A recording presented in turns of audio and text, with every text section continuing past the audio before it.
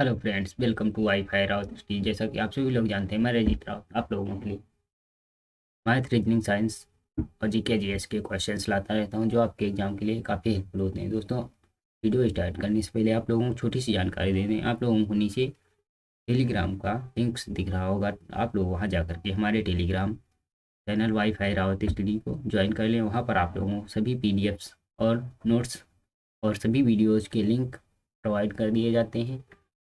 और दोस्तों, आप लोगों अभी तक हमारे चैनल को सब्सक्राइब नहीं किया तो सब्सक्राइब कर बेल आइकन को प्रेस कर ले, ताकि आने वाली हमारी सभी लेटेस्ट वीडियो आप तक पहुंच सके।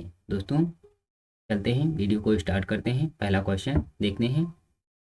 अति चालकता वह कंडक्टर है जिसका शून्य है। शून्य क्या शून्य है? क्षमता आपको बताना है, क्या शून्य है? क्षमता, सॉरी, क्षमता या करंट या प्रतिरोध या अधिष्ठापन, क्या इसमें से शून्य होता है? आपका को बताना है इसमें क्या शून्य है। ठीक है, तो इसमें जो प्रतिरोध है वह शून्य होता है। जब अति चालकता वह कंडक्टर है जिसका प्रतिरोध शून्य होता है। आगे बढ़ते हैं अगले क्वेश्चन की तरफ, जल्दी जल्दी से क्वेश्चन करते हैं।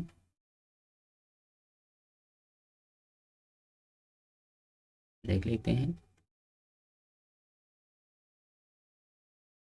लंबी अवधि के उपयोग के बाद बल्ब के अंदर एक ग्रे रंग का धब्बा बन जाता है। यह इसलिए होता है क्योंकि टंगस्टन, देखो पहला ऑप्शन है, टंगस्टन फिलामेंट वाष्पित हो जाता है होता है और एकत्रित हो जाता है। बल्ब की गर्मी वाष्प शीर्ष पर ग्लास को जला देती है। बल्ब के अंदर धूल शीघ्र शीर्ष पर जमा हो जाती है। ऊष्मा के कारण ग्लास में बदलाव आता है। आप लोगों को इसमें से करेक्ट आंसर बताना है। ठीक है, देखते हैं। का करेक्ट आंसर है टंगस्टन। टंगस्टन फिलामेंट वाष्पित होता है और एकत्रित हो जाता है। ठीक है, टंगस्टन क्या है? जो बल्ब में एक तंतु लगा होता है, छोटा सा बहुत सा पतला तंतु लगा होता है, वो टंगस्टन का होता है। इसका टेम्परेचर बहुत हाई होता है दोस्तों, बहुत हाई टेम्परेचर पर इसका गलनांक स्टार्ट होता है। ठीक है, अगला क्वेश्चन है। अगला क्वेश्चन है, तार के प्रतिरोध के बारे में तार के प्रतिरोध के बारे में इनमें से कौन सा कथन गलत है? यह तार की सामग्री पर निर्भर करता है। यह स्वतंत्र रूप से तार की लंबाई के साथ अनुपातिक है अनुपातिक है। यह तार के क्रॉस सेक्शन के क्षेत्रफल से सीधे अनुपातिक है। तापमान में वृद्धि के साथ धातु के तार का प्रतिरोध बढ़ता है। इसमें से कौन सा करेक्ट आंसर होगा? तो इसमें से आपका करेक्ट आंसर होगा, यह तार की जो तार है, तार के क्रॉस सेक्शन क्षेत्रफल के सीधे अनुपाती होता है। क्या है? समानुपाती होता है। आगे बढ़ते हैं अगले क्वेश्चन की तरफ, देखते हैं।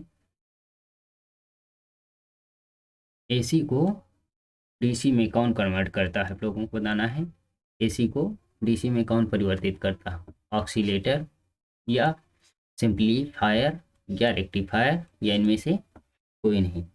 तो इसमें से जो आप लोगों का करेक्ट आंसर हो जाएगा वह रेक्टिफायर। जल्दी जल्दी से क्वेश्चन करते हैं, क्वेश्चन की संख्या ज़्यादा है। ठीक है, आगे बढ़ते हैं।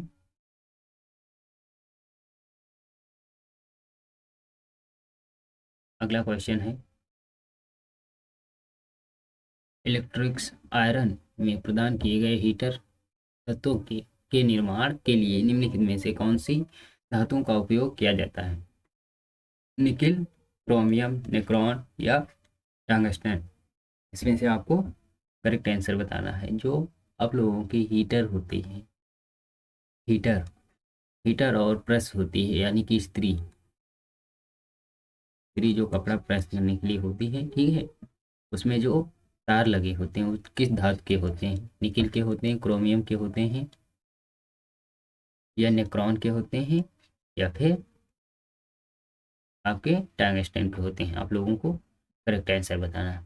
तो इसमें जो तार लगे होते हैं वो आपके निक्रोम के लगे होते हैं। ठीक है, आगे बढ़ते हैं अगले क्वेश्चन की तरफ।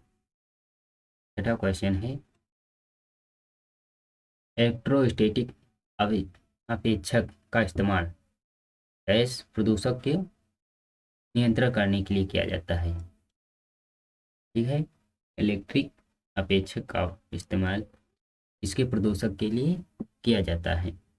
वायु प्रदूषक, जल प्रदूषक, ध्वनि या ऊष्मीय, इनमें से इसके लिए किया जाता है। तो यह वायु प्रदूषक नियंत्रक के लिए इस्तेमाल किया जाता है, इलेक्ट्रोस्टैटिक्स। आगे बढ़ते हैं अगले क्वेश्चन की तरफ।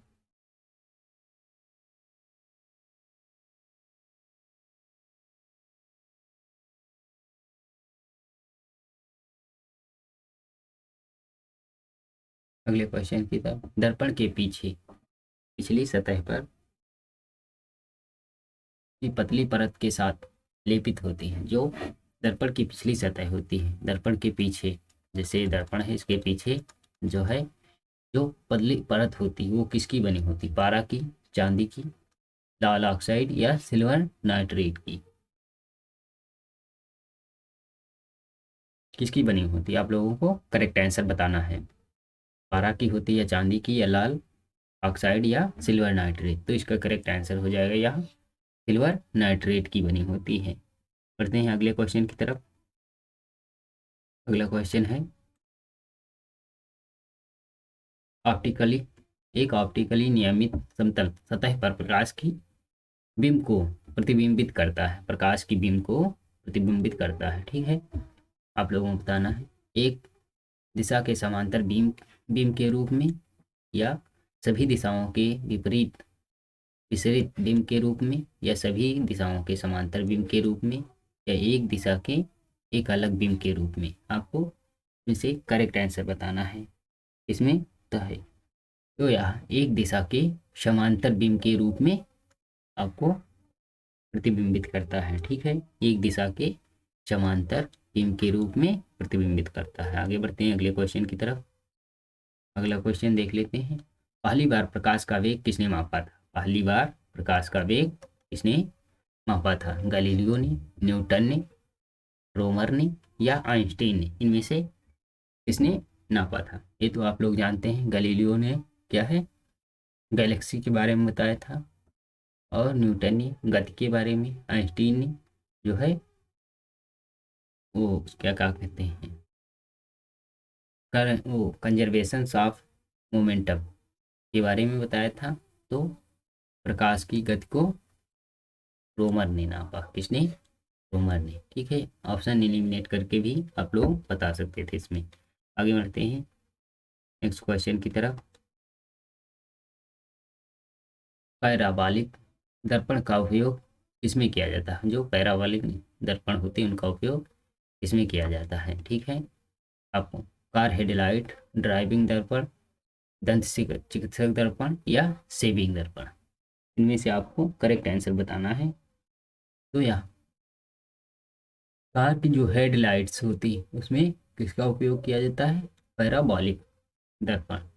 अब आप लोगों से अगर कभी ऐसे क्वेश्चन पूछ ले कार की हेडलाइट्स में कौन से दर्पण का उपयोग किया जाए, तो आप लोग बता देंगे पैराबॉलिक दर्पण। ठीक है, आगे बढ़ते हैं अगले क्वेश्चन की तरफ। यदि किसी वस्तु पर 50 न्यूटन का बल लगता है, ठीक है, 50 न्यूटन का बल लगने पर वह गतिमान होती है। वस्तु पर लगाया गया घर्षण बल 50 न्यूटन से कम होगा, वस्तु पर लगाया गया घर्षण बल 50 न्यूटन से अधिक होने में से कोई नहीं, ए व दोनों, बी दोनों।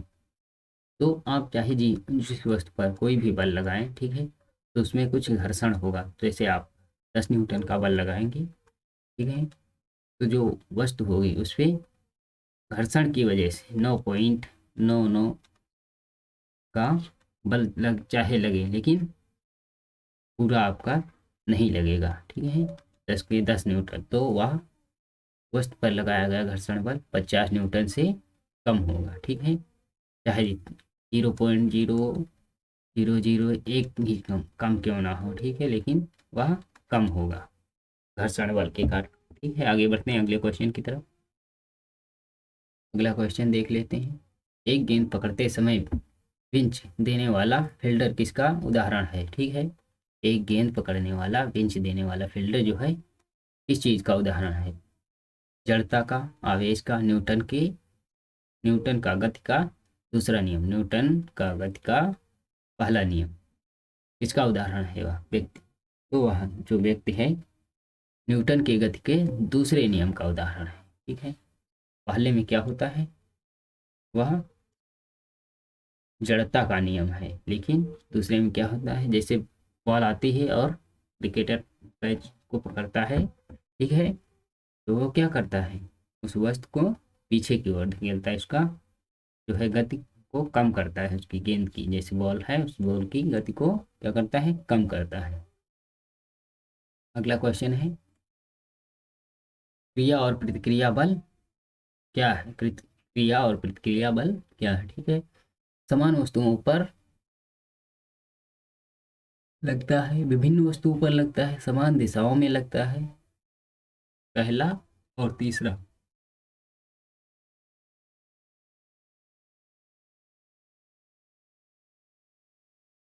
क्या है इसमें से? आप लोगों को करेक्ट आंसर बताना है। तो यह जो है विभिन्न वस्तुओं पर लगता है, जैसे एक वस्तु यहाँ पर रखी है, एक वस्तु यहाँ पर रखी है, ठीक है, बैटरी लो होगी, इसको फिर चार्ज करता है, पहले यहाँ पर रखी, अब ये इस पे जैसे 1 न्यूटन का फोर्स लगाएगा, तो 1 न्यूटन का फोर्स यह भी इसी पर लगाएगी, ठीक है, अपोजिट वस्तु, ये इधर को लगाएगी तो ये इधर को लगाएगी, ठीक है। आगे बढ़ते हैं, या विभिन्न वस्तुओं पर लगाते हैं। आगे बढ़ते हैं अगले क्वेश्चन की तरफ।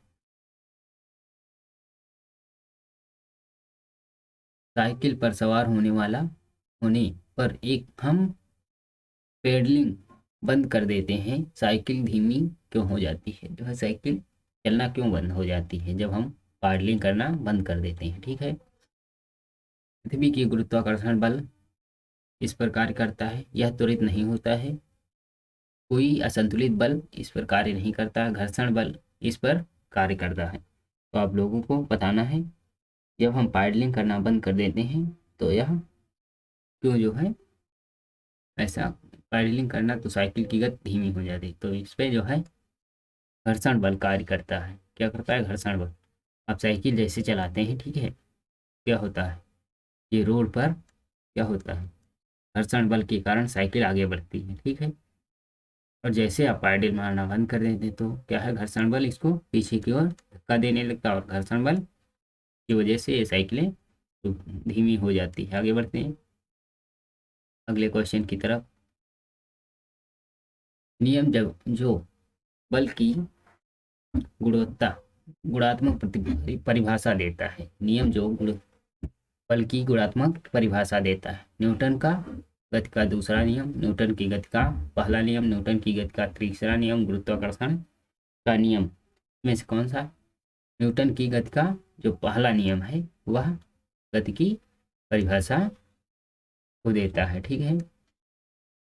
आगे बढ़ते हैं अगले क्वेश्चन की तरफ, जल्दी जल्दी से कर लेते हैं क्वेश्चन को। यदि पृथ्वी घूर्ण घूर्ण यानी घूमना बंद हो जाता है तो इसके सतह पर जी का मान स्पष्ट होगा। जी का मान क्या, अगर पृथ्वी घूमना बंद कर दी तो इसका जी का मान क्या होगा, कहीं कहीं पर समान रहेगा, कहीं कहीं पर बढ़ जाएगा, हर जगह से बढ़ता रहेगा, हर जगह घटता रहेगा, हर जगह समान रहेगा। जैसे ये पृथ्वी है, आप लोगों को बता दें, ये पृथ्वी है, इस पृथ्वी पर आप लोगों का जो पोल है ये साउथ पोल और ये नॉर्थ पोल, यहाँ पर जो है मान अधिक होता है, यहाँ पर 9.867 ऐसे करके, और यहाँ पर होता है आपका 8 पॉइंट, तो आप लोग देख सकते हैं सब जगह अलग अलग है, उत्तरी ध्रुव पर अधिक है, दक्षिणी ध्रुव पर बहुत कम है, और पोल पे क्या है आप लोगों का थोड़ा सा ज़्यादा है, सॉरी यहाँ पर 8 पॉइंट होता है, 8.284 होता है, ठीक है। देखो इक्वेटर पे सबसे कम है, तो यह विभिन्न जगहों पर अलग अलग होता है, ठीक है। आगे बढ़ते हैं अगले क्वेश्चन की तरफ। हमारी मिल्की वे में वे आकाश का आकार आकाश गंगा का आकार जो है कैसा है, ठीक है, आप लोगों को बताना है। वृत्ताकार, अंडाकार, सल्पीकार, इनमें से कोई नहीं, तो आप लोग बताएंगे कौन सा है। हमारी आकाश गंगा का आकार सल्पीकार है। आगे बढ़ते हैं अगले क्वेश्चन की तरफ। पृथ्वी में वस्तु का भार अधिकतम कहाँ पर होता है? वस्तु का भार अधिकतम कहाँ पर होता है, आप लोगों को बताना है। पृथ्वी के केंद्र में, ध्रुव पर, भूमध्य रेखा पर, इनमें से कोई नहीं। आप लोग जानते हैं भी, आप लोगों को हमने बताया है इससे पहले वाले क्वेश्चन में, ध्रुव पर किसी भी वस्तु का भार सबसे अधिक होता है। कहाँ पर? ध्रुव पर सबसे अधिक होता है। आगे बढ़ते हैं अगले क्वेश्चन की तरफ। जब एक चलती हुई कार अचानक बंद हो जाती तो यात्री आगे की ओर इसके कारण झुकते हैं केंद्र परारक का बल कारण, या आराम की जड़ता, या गति की जड़ता, या गुरुत्वाकर्षण बल, इसके कारण से जो है आदमी आगे की ओर झुकता है, ठीक है, आप लोगों को बताना है। तो यह जो है झुकता है गति की जड़ता, यानी कि गति में जड़ता। जैसे कोई वस्तु, कोई व्यक्ति चल रहा है और वह गति के साथ चल रहा है, ठीक है, सीट पे बैठा लेकिन उसका शरीर गति कर रहा है, ठीक है, इसे कहते हैं गति की जड़ता, न्यूटन का प्रथम लॉ, ठीक है। आगे बढ़ते हैं। रॉकेट का कार्य किसके सिद्धांत पर आधारित है? ये क्वेश्चन आप लोग कमेंट बॉक्स में आंसर करेंगे, ठीक है, इसका आंसर आप लोग कमेंट बॉक्स में करेंगे, ठीक है, जो भी इसका करेक्ट आंसर हो आप लोगों का, ठीक है। गति का संरक्षण, द्रव्यमान का संरक्षण, ऊर्जा का संरक्षण, कोणीय गति का संरक्षण। दोस्तों यह आपका लास्ट क्वेश्चन था, इसका आप लोग कमेंट बॉक्स में आंसर करेंगे। दोस्तों अगर आप लोगों को हमारा वीडियो पसंद आता है तो वीडियो को लाइक और शेयर जरूर करें, ठीक है, शेयर जरूर करें। और मिलते हैं आप लोगों को जल्द ही नेक्स्ट वीडियो में। तब तक के लिए good bye, thanks for watching.